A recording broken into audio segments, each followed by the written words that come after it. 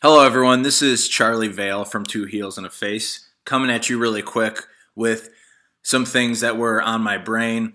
Topic going around right now is Vader, and is he worthy of the WWE Hall of Fame?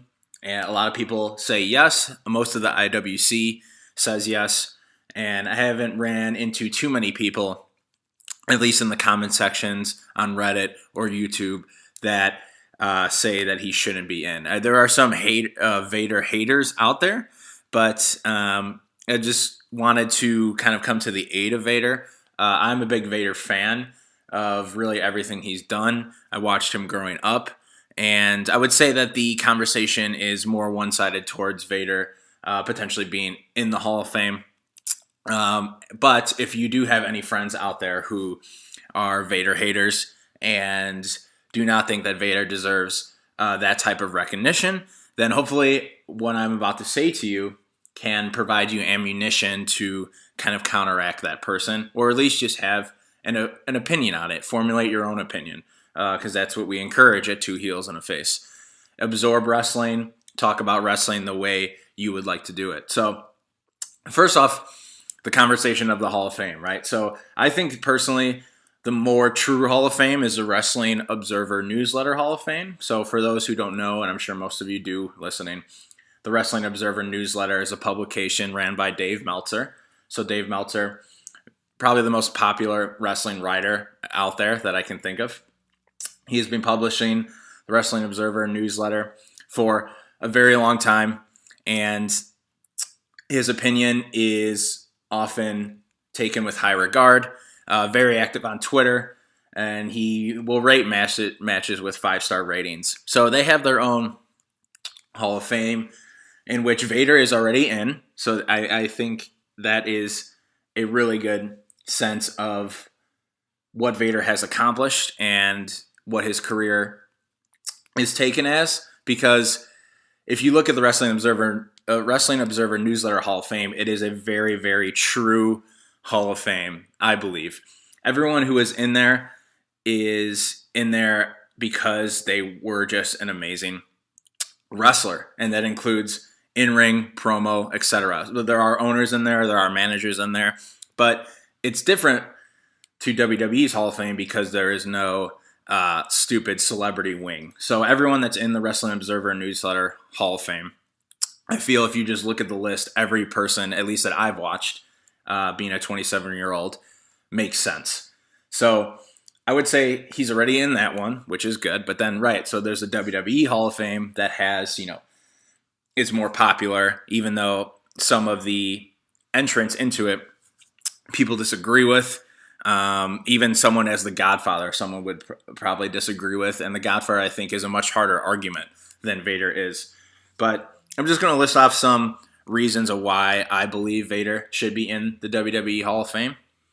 And I think some reasons why that every person after, so I guess some standards that every person after should be graded upon. So some of the reasons why is he comes with very high recommendations. So Mick Foley, who had apparently in the early WCW, early 90s, 90 through 93, he had a really good feud with Vader. I haven't seen any of the matches, but people talk about how brutal they are and how hardcore they are. And this is before really ECW got out of hand or was kind of coming into form in the mid-90s. So the stuff that Cactus Jack was doing was some real hardcore stuff for that time. And I think Vader just added another layer to that.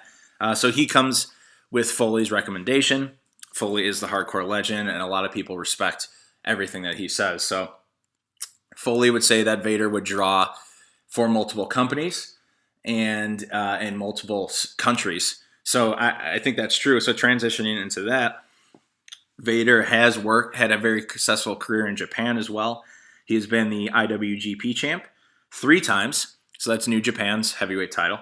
And also he was the All Japan Triple Crown champ twice. So that's 5 major championships in Japan. If you look at his career has a lot of longevity. So I know Vader has done a couple random indie promotions lately. So if you look at those, his career started in '85, and if you want to count his independent circuit stuff up leading up to 2016, that's been 31 years of wrestling. So I think longevity is a big thing that, at least if I were to grade or I were to have a vote for Hall of Famers, I would look at the longevity of career. Has this person been doing it for a very, very long time? I think that you could attribute longevity to the Big Show, and I believe the Big Show does deserve to be in both Hall of Fames, mostly because of how long he has been doing it. I think longevity and consistency in the business should be taken into high regard and should be a really good factor as to why people get in. So Vader has been doing it for a long time with many different companies. He has, besides those championships, he had a really good run in early WCW, as I mentioned before, in the early 90s. 90 through 95, but specifically the year 1993. So he had really great feuds with Sting, my favorite. He had really great feuds with Cactus Jack. He was a top heel in that company. In fact, the Wrestling Observer newsletter gave him Wrestler of the Year and Best Heel awards in 1993. And he won the WCW Championship 3 times.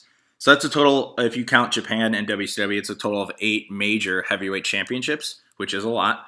And it shows how great he was by the matches that he had with these people, Sting and Cactus Jack, and how he helped their careers and helped put them over. Cactus Jack will say that his work with Vader really helped his career, and then Cactus Jack went in the ECW and flourished there. And then you know what he did in the late 90s with WWF. So, you know, that all started, not all of it, but a lot of that momentum started with feuds like Vader. Vader and Sting had a really, really good strap match. I have never really seen a great strap match, at least the ones that I've watched, and Vader and Sting made it work. So Vader made other people look good too as well. He might not be doing that now because I heard he refused to lose to Will Ospreay, but in his prime, Vader was a brutal heel, and when he needed to make a babyface look good, he would. So Bret Hart kind of likes to break a wrestler down into 3 different characters or 3 different categories, and those categories are look, in-ring, and promo.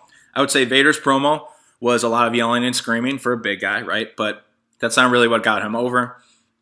I would say Vader's in-ring and his prime was really good for his size and the type of style that he worked, which was kind of a brutal slobber knocker, fisticuff style. But then he also could moonsault. So I'd say his in-ring on a 1 to 10 scale probably fell between a 7 and 8 in his prime.